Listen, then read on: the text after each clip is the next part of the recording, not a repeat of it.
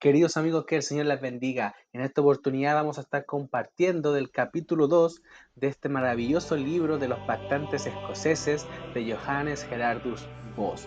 Así que los invito a que me acompañen a poder dar lectura a este maravilloso libro. Capítulo 2. Las luchas entre el presbiterio y la prelatura o el episcopalismo. Número 1. Introducción de los obispos Tulchan en 1572. La gran escasez de ministros al comienzo de la reforma en Escocia y la condición de la iglesia en todo el país influyeron en la Asamblea General, bajo el liderazgo de John Knox, para prever los cargos de electores y superintendentes. Ninguno de estos fue destinado a ser más que un recurso temporal para enfrentar la extraordinaria situación existente. La emergencia creada por la abolición de la Iglesia de Roma en Escocia debía ser resuelta. Los superintendentes no eran en absoluto prelados en el sentido común del término, sino oficiales extraordinarios responsables ante los tribunales eclesiásticos de la Iglesia. En 1572, la Convención de Leith, una asamblea privada, estableció sin querer los cimientos del episcopado en Escocia. La convención propuso un compromiso por el cual se permitirían ciertos títulos episcopales bajo el control de la Asamblea General. El motivo real de esta propuesta era el deseo de la nobleza de obtener para sí los ingresos de los cargos episcopales. Los obispos propuestos serían miembros de los presbiterios iguales y no superiores a sus hermanos en el poder de votación, pero mantendrían el título de obispo. En las tierras altas de Escocia se tenía costumbre de rellenar una piel de ternero con paja y colocarla ante una vaca mientras era ordeñada para inducirla a dar más leche. El ternero de paja era llamado Tulchan. De ahí que estos nuevos obispos creados en 1572 fueran llamados obispos Tulchan. Cuando la propuesta estuvo en consideración en 1572, Patrick Adamson se opuso al plan. James Melville dijo que Adamson se opuso porque estaba decepcionado de no haber conseguido uno de los obispados para sí. Adamson, quien más tarde cambió de posición, dijo que había tres tipos de obispos: mi señor obispo, el obispo de mi señor y el obispo del Señor. Mi señor obispo estaba en el papado. El obispo de mi señor es ahora cuando mi señor se queda con el beneficio, y el obispo no sirve más que para hacer segura su posición. Y finalmente el obispo del Señor, que es el verdadero ministro del Evangelio. Knox se opuso a los obispos Tulchan y se negó a asistir a la instalación de uno de ellos. Incluso pronunció una maldición contra el nuevo obispo y contra quien le diera el cargo. Cuando la Asamblea General se reunió, Knox se opuso abiertamente a todo el plan del episcopado Tulchan. A pesar de su posición, no tuvo éxito y los obispos Tulchan permanecieron. Número 2. Andrew Melville, líder contra el episcopalismo. Algunos sostienen que no fue Knox, sino Andrew Melville quien primero enseñó en Escocia la doctrina del derecho divino del presbiterianismo. Si bien esto podría ser injusto para Knox, no cabe duda de que Andrew Melville fue el gran campeón del derecho divino del presbiterianismo y el gran opositor del episcopalismo. En 1575 Melville, recién llegado de Escocia desde Ginebra, habló ante la Asamblea General y argumentó sobre la base del Nuevo Testamento en griego que el título de obispo correspondía a todo ministro del Evangelio. Melville fue respaldado por la Asamblea en esta proposición. Andrew Melville no solo fue un hombre de gran valentía, sino también de gran erudición. Su audacia y espíritu intransigente lo llevaron a ser convocado en 1584 para comparecer ante el Consejo Privado a responder por lo que se le alegaba eran discursos y oraciones traicioneros. Melville compareció ante el Consejo, protestó contra su situación y reclamó audazmente el derecho a la libertad de expresión y a la autonomía de la Iglesia en los asuntos espirituales. La frase más famosa de Melville es su admonición al rey James VI en 1596. Melville fue uno de un grupo de ministros enviados para conferenciar con el monarca. El rey tenía una idea propia sobre el gobierno de la iglesia y no estaba inclinado a hacer concesiones.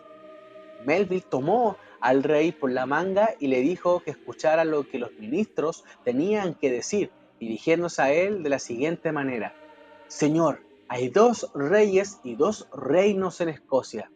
Está el rey James, cabeza de este estado, y está Cristo Jesús, el rey de la iglesia, cuyo súbdito es James VI, y de cuyo reino no es ni rey, ni señor, ni cabeza, sino miembro.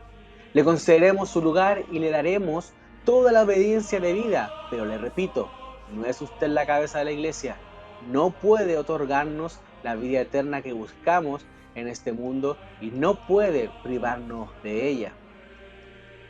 Permítanos entonces reunirnos libremente en el nombre de Cristo y atender los asuntos de esa iglesia de la que usted es un miembro principal.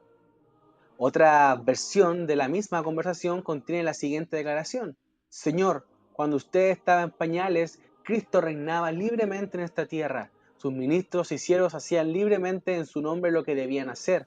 Y ahora que usted ha llegado al reino, ¿pretende imponer restricciones? Número 3. Acciones antiepiscopales de la Asamblea General. Andrew Melville fue moderador de la Asamblea General de 1578. Esa asamblea, bajo el liderazgo de Melville, adoptó el segundo libro de disciplina. Aunque nunca fue ratificado por el magistrado civil, fue considerado como un estándar eclesiástico legítimo de la Iglesia de Escocia. Este estándar establece el presbiterianismo puro como la forma bíblica de gobierno eclesiástico. El segundo libro de disciplina fue jurado en el Pacto Nacional de 1581, fue revisado por la Asamblea General de 1638 y aunque el libro completo nunca fue ratificado por el Poder Civil, sus disposiciones más importantes se incorporaron a la legislación civil en 1592 y nuevamente después de la Revolución de 1690. En 1580, la Asamblea General se reunió en Tunde. Esa asamblea condenó el cargo de obispo como carente de fundamento en las Escrituras. En 1582, la Asamblea General aprobó un acto que declaraba que ningún hombre podía ser admitido a un cargo eclesiástico por ningún magistrado civil o patrono. Ese mismo año, la Asamblea General protestó contra el intento de imponer el episcopalismo por parte del Estado. En 1584 las cosas entraron en crisis con la promulgación de las Actas Negras. El 22 de mayo, el Parlamento se reunió a puerta cerrada. Todos los actos antiprelacionistas de la Asamblea General fueron declarados traición. El Parlamento confirmó el poder real del rey sobre todos los estados y súbditos de este reino. Se declaró ilegal que la Asamblea General se reuniera sin el consentimiento real. Los ministros debían reconocer a los obispos como sus superiores jerárquicos. La nobleza y alta burguesía cedieron a esta medida, pero los ministros se opusieron. Durante los 8 años siguientes, de 1584 a 1592, el gobierno de la Iglesia de Escocia fue confuso. Algunos ministros abandonaron el país antes que someterse a la nueva legislación. La mayor parte se sometió, pero se sintió agraviada, pues la CIA y presbiterio se mezclaron, existiendo una por autoridad del rey y del parlamento y la otra por autoridad de la Asamblea General, es decir, la autoridad de las escrituras reconocida por la Asamblea General. Número 4. La Gran Carta del Presbiterianismo, 1592. La Asamblea General se reunió el 22 de mayo de 1592 en Edimburgo y eligió a Robert Bruce como moderador. El rey James había regresado de una visita a Noruega y se mostró complacido al notar que la Iglesia había promovido la paz del país durante su ausencia, por lo que adoptó una actitud menos desfavorable hacia la Iglesia que había tenido anteriormente. La Asamblea vio una oportunidad favorable para presionar sus asuntos y, en consecuencia, elaboró una lista de peticiones que presentó al rey. El Parlamento se reunió poco después, en junio, y tomó en consideración las solicitudes.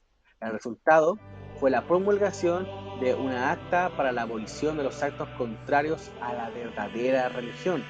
Esta ley no otorgaba todo lo que la Iglesia deseaba, pero era una gran mejora respecto a la situación existente y mucho más satisfactoria que cualquier legislación civil anterior. El acta ratificó y aprobó las asambleas generales, los sínodos y los presbiterios, así como los principales aspectos del segundo libro de disciplina. Declaró que las actas negras de 1584 eran nulas y sin valor. Esta ley del Parlamento ha sido conocida como la Gran Carta del Presbiterianismo. La ley disponía que se celebraran asambleas generales anualmente o con mayor frecuencia si fuera necesario. La fecha y el lugar de la siguiente reunión serían designados por el rey o su comisionado o, si ninguno de ellos estuviera presente, por la propia asamblea. Se mantuvo el patronato laico, pero los ministros solo podían ser ordenados o instalados por los presbiterios, que juzgarían las calificaciones de los candidatos presentados por los patronos. En caso de que un presbiterio se negara a instalar un candidato calificado presentado por un patrono, el patrono podía quedarse con los frutos del beneficio. Es interesante notar que la ley de 1592 abolió la observancia de la Navidad y la Pascua, que habían sido una queja para la Iglesia de Escocia. Por tanto, Su Alteza y los estados arriba mencionados han abrogado, anulado y derogado, y por la presente abrogan, anulan y derogan el artículo 31 de la ley aprobada por la reina regente en el Parlamento celebrado en Edimburgo el 1 de febrero del año 1551, que otorgaba licencia para la celebración de la Pascua y la Navidad. Al igual que la legislación de 1567, la de 1592 no otorgaba nuevos poderes a la Iglesia de Escocia, sino que otorgaba el reconocimiento legal debido a los poderes intrínsecos de la Iglesia. La Iglesia ya había afirmado y reclamado en 1578, en el segundo libro de disciplina, estos poderes como inherentes a ella, por derecho divino y mandato bíblico, y la ley promulgada por el Parlamento en 1592 sirvió para reconocer esos poderes y proteger a la Iglesia en su ejercicio. Número 5. Introducción de los moderadores perpetuos, 1607.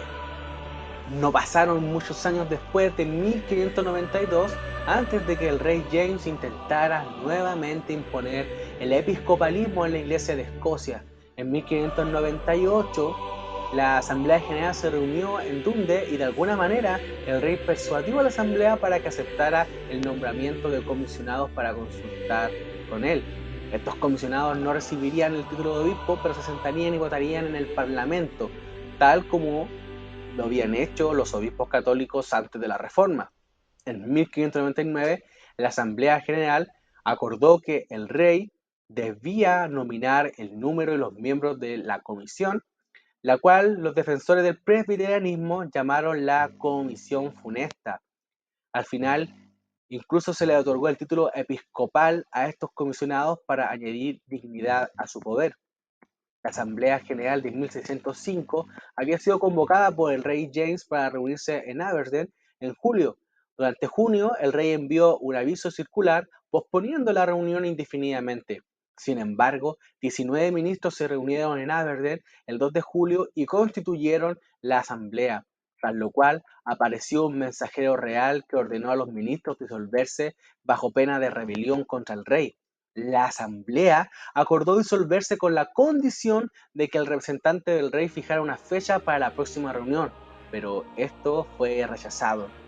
Entonces, los ministros fijaron la próxima reunión en el mismo lugar para el último martes de septiembre del mismo año.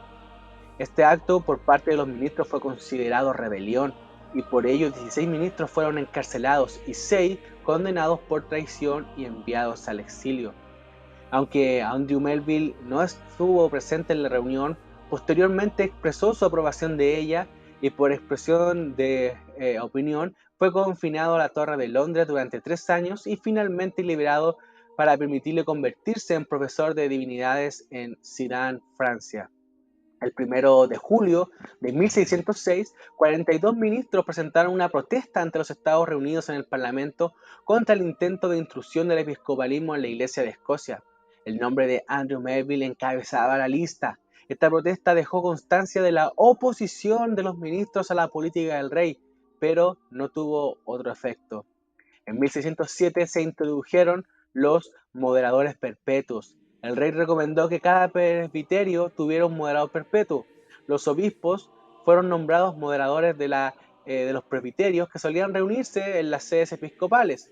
Esta introducción de los moderadores perpetuos fue uno de los pasos finales en el plan del rey James para imponer el episcopalismo diocesano completo en la Iglesia de Escocia. Número 6. Introducción completa del episcopado, 1612. En 1609 se erigieron dos tribunales de alta comisión, uno en Glasgow y otro en St. Andrew. El propósito de estos tribunales era permitir que los obispos hicieran cumplir los poderes que se les habían otorgado. Posteriormente, los dos tribunales se combinaron en un solo tribunal con poderes tanto civiles como eclesiásticos. Este tribunal no fue autorizado por ningún acto del Parlamento, sino solo por la prerrogativa real. No se podía apelar a sus decisiones. Esta medida del rey James fue un acto de tiranía que afectaba las libertades, las propiedades y aún más las conciencias de sus súbditos. Cuando la Asamblea General se reunió en Glasgow el 8 de junio de 1610, resultó ser una corte manipulada. El rey James había enviado cartas a los varios presbiterios dirigiéndoles a quienes enviar como comisionados a la Asamblea.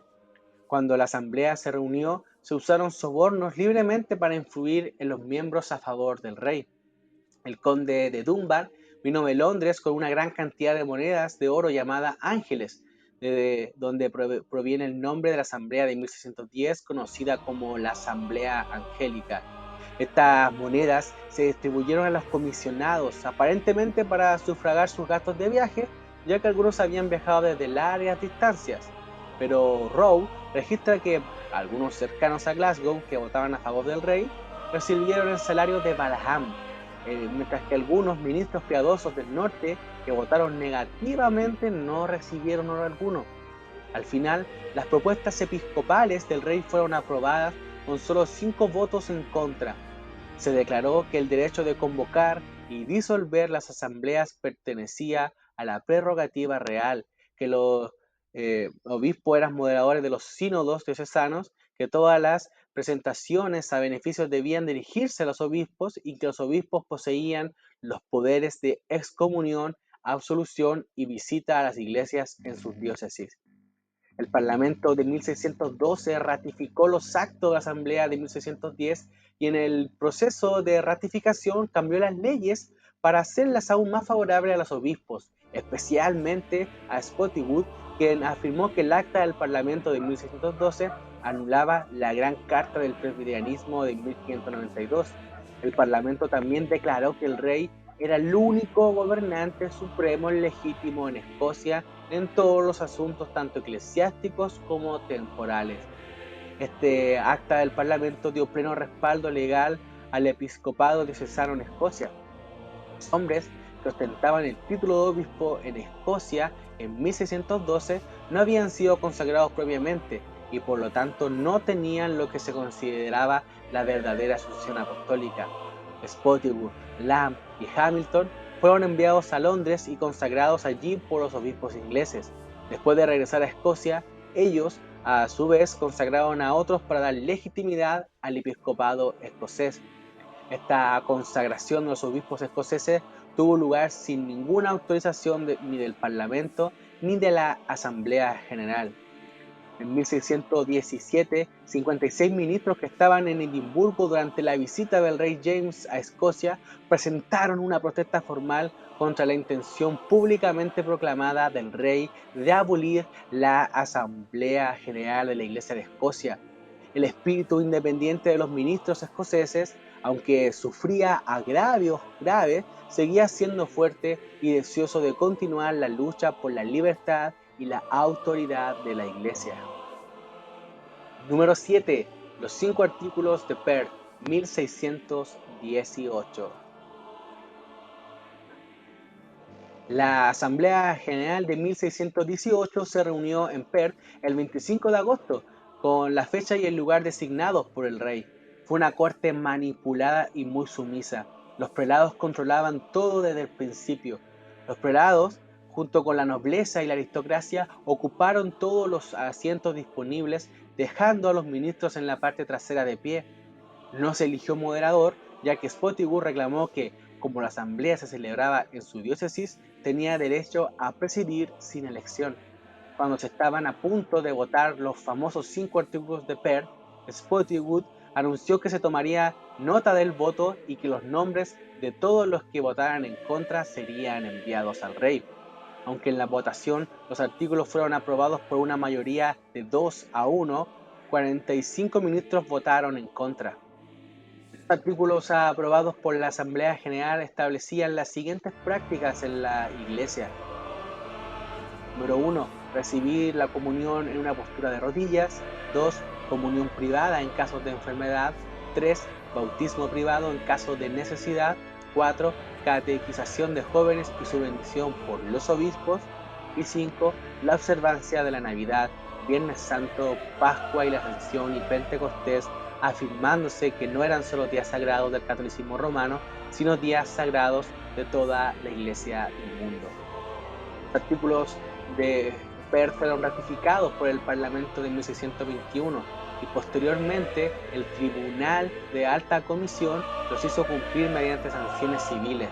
Después de que el Parlamento ratificó los artículos, el rey James escribió a los prelados diciéndoles que ahora la espada estaba en sus manos y que no debían dejar que se oxidara. Se ordenó que los ministros leyeran los artículos desde sus púlpitos, pero pocos cumplieron con esta orden. Hubo una gran indignación en toda Escocia por los artículos de Perth, que habían sido convertidos no solo en ley de la Iglesia, sino también en la ley del país.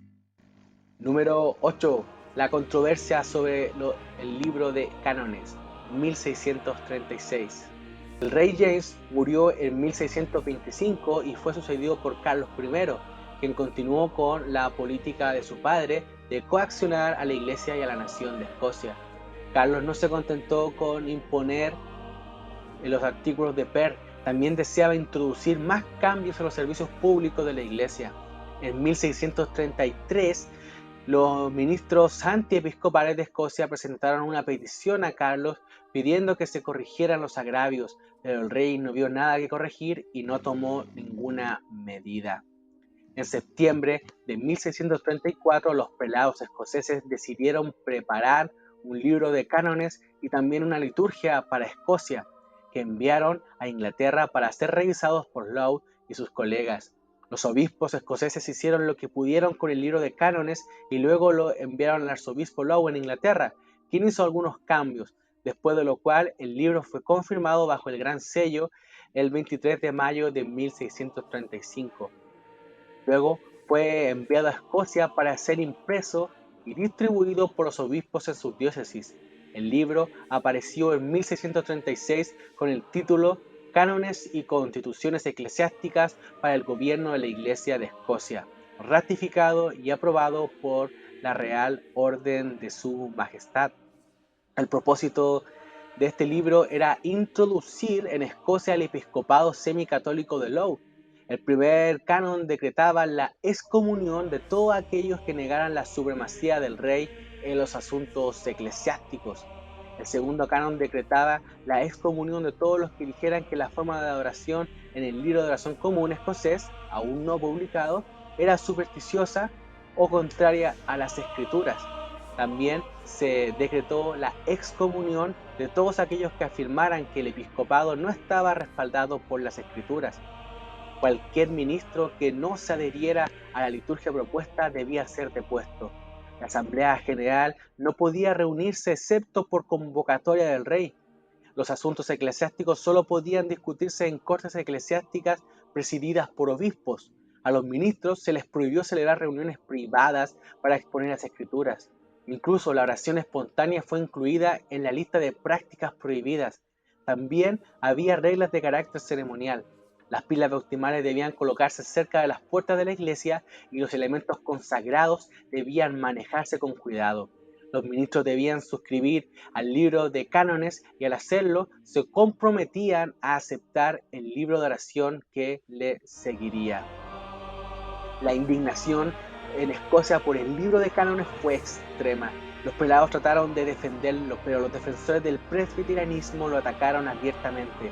Aunque el pueblo consideraba que el libro era papista, no se produjeron disturbios. El libro solo fue parcialmente impuesto y la verdadera prueba de fuerza entre las dos partes no ocurrió hasta el año siguiente, cuando apareció la liturgia. Número 9. La controversia sobre la liturgia. El libro de cánones fue seguido rápidamente por la publicación de la liturgia. Incluso antes de que ésta apareciera, el Consejo Privado en diciembre de 1636 ordenó que cada parroquia en Escocia tuviera al menos 2 copias. El libro se publicó en Edimburgo en 1637 bajo el título de El libro de oración común y administración de los sacramentos y otras partes del servicio divino para el uso de la Iglesia de Escocia. El libro había sido preparado por 2 de los obispos escoceses y luego fue sometido a Lowe, que hizo numerosos cambios. Fue impreso en un estilo artístico. El libro nunca produjo un mártir, ningún episcopaliano estuvo preparado para morir por él y nunca sobrevivió a los tumultos de 1637. Algunas de las características del libro más objetables para las conciencias presbiterianas fueron las siguientes. En el servicio de comunión, la mesa se llamaba altar. Al consagrar los elementos sagrados, el ministro debía estar de espaldas a la congregación. La tela usada para cubrir los elementos se llamaba corporal, es decir, la tela de entierro. Algunos pasajes del apócrifo se incluyeron en las lecturas y el calendario contenía una serie de días conmemorativos de santos medievales. Estas y otras características llevaron al pueblo de Escocia a concluir que la liturgia era papista. Aunque los escritores episcopales modernos han sostenido que era más protestante y menos romana que el libro de oración inglés, pero para el pueblo escocés no era una cuestión de más o menos papismo, simplemente no querían nada de él. Es probable que muchas características del libro hubieran sido consideradas inofensivas por algunas de las iglesias reformadas del continente, pero el hecho es que la Iglesia de Escocia había tomado un terreno más elevado y había realizado una purga más completa de las corrupciones en el culto que cualquiera de ellas, y lo que había ganado limpiamente no deseaban perderlo. Varias de las iglesias reformadas continentales nunca repudiaron la observancia de la Navidad y la Pascua, pero estas habían sido declaradas ilegales en la Iglesia de Escocia en 1592 y el pueblo resintió el hecho de que fueran restauradas por los artículos de Per en 1618. Los artículos de Per ya eran suficientemente malos, pero cuando el libro de cánones se añadió en 1536 y la liturgia en 1637, la paciencia del país estaba al borde del colapso. El 13 de junio de 1637, el Consejo Privado ordenó a todos los ministros que se proveyeran de 2 copias del libro de servicio en un plazo de 15 días, bajo la pena de rebelión. Sin embargo, esta orden no imponía el uso, sino solo la compra de los libros. La crisis llegó el 23 de julio de 1637 en la Catedral de St. Giles, en Edimburgo, cuando el decano Hannay intentó leer la nueva liturgia por primera vez en la ciudad. La gente estaba tensa con emoción contenida. De repente, una mujer en la congregación tomó cartas en el asunto y lanzó el taburete en el que estaba sentada a la cabeza del decano, exclamando: «¡Villano! ¿Dices misa en mi oído?». Este fue el inicio de un tumulto general, aunque ciertamente no premeditado. Biblias y taburetes fueron lanzados al decano desde todos los lados y este se alegró de poder escapar del edificio.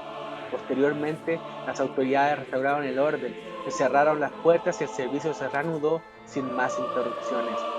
El 25 de agosto, el Consejo Privado decidió definitivamente que era obligatorio comprar el libro de servicio, pero no obligatorio utilizarlo.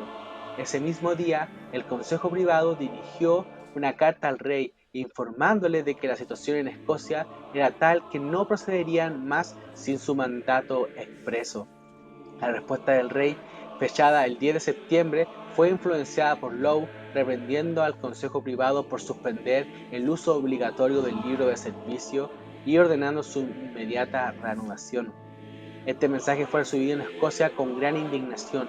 Multitudes acudieron a Edimburgo. Un grupo de 100 ministros junto con un gran número de nobles y caballeros marcharon en conjunto hacia el Consejo Privado el 20 de septiembre para presentar una petición contra el libro de servicio. El Consejo respondió a esta petición el 17 de octubre con 3 proclamas en nombre del rey. 1. Los extranjeros debían abandonar la ciudad bajo pena de rebelión. 2. El Consejo y el Tribunal Supremo debían trasladarse de Edimburgo. Y número 3. Se condenaba el libro titulado Disputa contra las ceremonias anglo-papistas de George Gillespie. Estas proclamas aumentaron la atención. Al día siguiente los nobles, caballeros, ministros, burgueses y plebeyos presentaron otra protesta ante el Consejo contra el libro de servicio y el libro de cánones. El destino de la Iglesia de Escocia estaba en juego. El gobierno presbiteriano había desaparecido, el culto presbiteriano estaba a punto de ser destruido. Si la Constitución y el culto de la Iglesia de Escocia, establecido legalmente en 1592, iban a salvarse de la destrucción total, era necesario que los amigos del gobierno presbiteriano y del culto bíblico tomaran medidas decisivas. Se tomaron estas medidas y la Iglesia fue salvada. Esto ha sido el capítulo 2 de este maravilloso libro de los pactantes escoceses de Johannes Gerardus II. Si te gusta este contenido, no olvides darle like, ¿cierto? Y suscribirte para estar atento a este y otros materiales que iré subiendo de libros reformados. Que el Señor te bendiga.